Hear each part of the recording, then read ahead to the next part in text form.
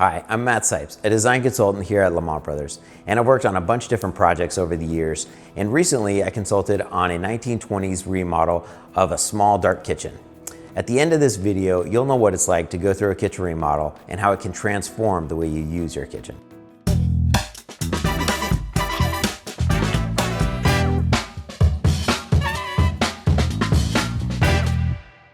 Hi, my name's Kristen Lee, and we had Lamont Brothers come in and do a kitchen and mudroom remodel for us. So we had been thinking about doing a kitchen remodel for a long time. They hated their kitchen. It was small, dark, and dingy. Lamont was recommended to us by a friend. So one of their concerns, and this is a concern that most people have, is getting a good value for their dollar. And one of the things they did while they were researching other contractors was they found somebody who offered them a lower price, and they actually started to work with them. They were kind of the yes man company, and we thought at first that they were great, that they were going to do everything within our budget and within our needs. Unfortunately, during the process of bidding and planning, it seemed like there was a lot of red flags with that company. They ended up not being able to do a lot of the things that we want, and they came back kind of nickel and diming us a little bit. So we decided to end the relationship with that company. And then ended up calling us a year later and saying, hey, we're ready to move forward. We want to do this kitchen remodel. And we came and met with them, and we're so glad that we did. One of the obstacles with this project was that when I first talked to them, they had a plan for an addition that didn't fit within their budget. Lamont is very transparent. They are going to tell you everything up front that they can. I felt that they were very honest and helpful. I felt that they really tried to keep things in our budget and acknowledge this is our budget. We can't go over this, and they were really trying to work with us on that. The solution to that was I suggested ways that we could reduce the size of that, or even look at remodels that potentially fit within their existing home without having to do an addition at all. They knew that we wanted something that would look nice and feel good to be in, but still able to do that within our budget. So some of the concerns they had going into this project were that they weren't going to get all the things that they wanted out of the remodel with just doing the kitchen. One thing that we wanted to do with our kitchen was make it in a more efficient space, so we can move around. We worked through that process by showing them what it was going to look like in 3D. And the remodel 100% solved this problem. Another obstacle with this project was that the design included removing a wall between the kitchen and the dining room, and that wall turned out to be load-bearing and have a chimney inside of it. So we had to bring on an engineer and figure out exactly what we had to do to remove that wall and still retain the structural integrity of the house.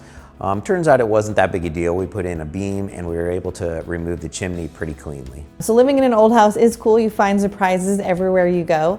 During construction, when they were taking down all the walls in the kitchen and they were getting rid of the entire chimney, they found some really cool old things in the wall. They found a newspaper from the 1920s, a local newspaper, so it was fun to see places that still exist and their ads.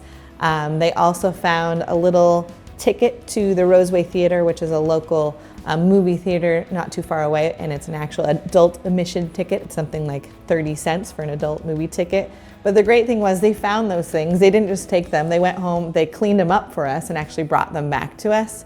Another obstacle with this project was that the design indicated to remove the laundry from the first floor. Planning to live in our house when the remodel was happening was definitely a nerve-wracking thought.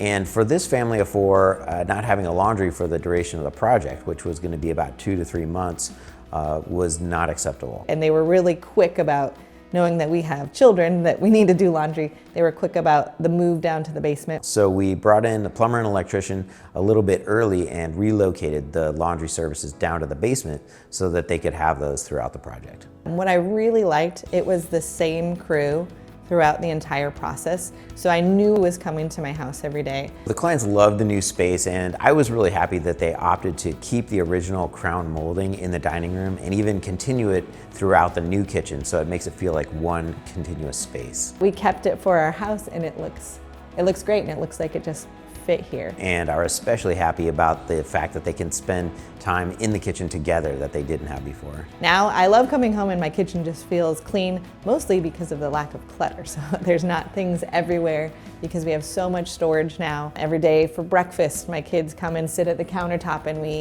we chat while they're eating breakfast and making lunches, things like that. So it's really changed where we live in our house. It has been a life-changing project. If you're doing a kitchen remodel in the Portland area, be sure to check out our Ultimate Kitchen Remodeling Guide. It's on our website and it's very helpful. And subscribe to our YouTube channel. We've got a bunch of great videos that will help you get through the remodeling process. We look forward to working with you.